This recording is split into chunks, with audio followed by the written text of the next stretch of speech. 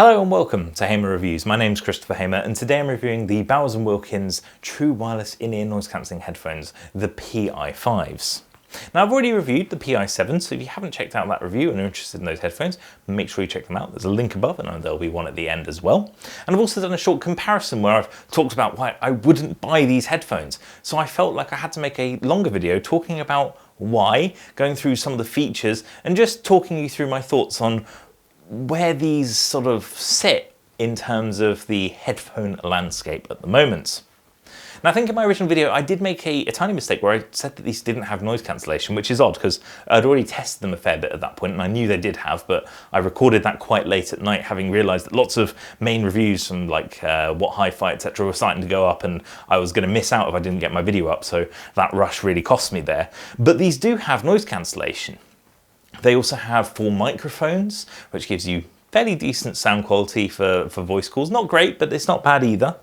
They have the same 9.2mm driver that you'll find in the PI7s as well. So in theory, there's a recipe here that these should be really good. I mean, they're £150 cheaper than the PI7s at £200 as well. So you could almost say these aren't good value.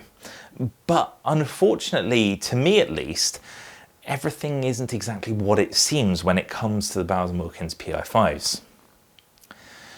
So in terms of features, these do have a lot of similarities to the PI7s, but not as many as you'd think. So they have the same style charging case. It feels cheap and is flimsy and is quite large, and the lid feels like you could break it off quite easily. I'm worried about breaking this one as it is, so that's not a great thing, but the charging case does work fairly well. It has a nice magnetic closure so you can drop the earphones in, that sort of hold themselves in place, which is good, and charge themselves up.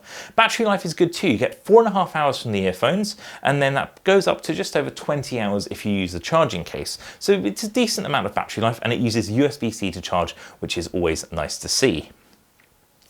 They use Qualcomm aptX True Wireless Stereo Plus in terms of technology to move the Bluetooth signal from the headphones to your phone or other device that you're streaming from.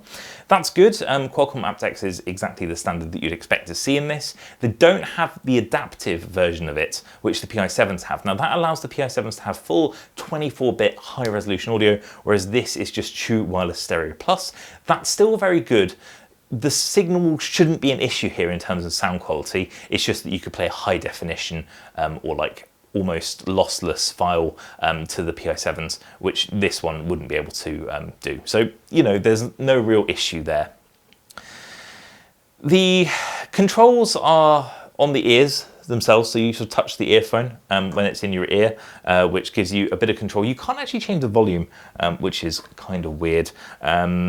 I feel like that was a missed opportunity from Bowers and Wilkins, but you can activate your voice assistant, you can skip tracks, and so on and so forth, the kind of basic stuff that you'd expect. Overall, it's fine. It's kind of odd not to have that volume control, but it's one of those things. Now, although it has that same 9.2mm driver that the PI7s has, it does not have the tweeter driver, so the second driver which differentiates these headphones. And because it only has that 9.2mm driver, although the bass is deep and defined and is actually quite punchy, it's missing all the clarity that the PI7s has. I'm so disappointed by the sound of these headphones. I really love Bowers and Wilkins. I love a lot of their products. There's been some that I haven't agreed with, but I love the C5 C5 wired in-ear headphones, which I used for quite a few years till I ran over them with my car. I've really enjoyed a lot of their bookshelf and larger speakers. I have a full 5.1 cinema system that I've built up out of the speakers, but unfortunately the sound of these just doesn't live up to those expectations. It's like they took the PI7s and just decided in every single way to go one step down. But that one step down across the board kind of equates to more than just £150 price difference. It results in a product that doesn't deliver across the board. So what do I mean by that? Well, I've mentioned the sound quality. I listen to the same tracks that I listen to on the PI7, in some cases having one earphone in each and switching really quickly between them, and it's just night and day. The PI7s sound bright, punchy and fast. These sound slow, they sound muddied when it comes to the mid-range, muddied when it comes to the highs. Just not exciting to listen to. One of the And the tracks that really shone out for me, I was listening to a 07 album, and it was just like, you missed all the excitement from the track because it was desperately trying to reproduce those nice deep lows, but then you just missed out on those wonderful highs that made the track what it was.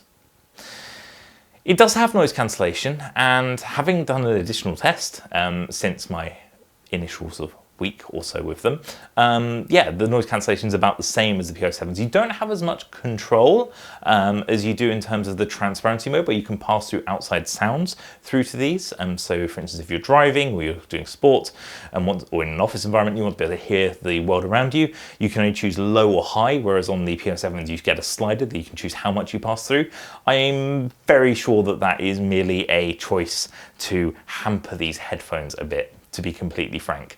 I think they could have done the same slider, but they chose not to because it wouldn't have differentiated to headphones. Feels like a marketing decision. Bit poor, to be honest. You also get the noise cancellation just as on and off, whereas you can actually change a little bit on the PI7s. You're just losing a lot of the fine tuning that you get in the other headphones. One thing that you don't get on here is EQ settings through the app. That is a really odd choice. I don't understand why it was made by Bowers and Wilkins. It's the same with the PI7s. You can obviously use the EQ from your phone, so for instance the music app on an iPhone, but yeah, you don't get the same level of choice as you would on many other manufacturers. It just seems like an odd decision to have made, to be completely honest. So I'd just like to talk about the app that comes with the headphones as well. Now, it's the exact same one as the PI7 headphones, though it's kind of pared down. So at the top, you can see the battery status for each headphone. Now on the PI7s, it actually also shows you the status of the charging case, but not so on the PI5s. Here you can see you're able to switch on and off noise cancellation, but there's no form of changing their setting beyond that. Ambient pass-through, again, you only get the choice between low and high rather than the slider, which allows you to make specific choices, but that's generally fine.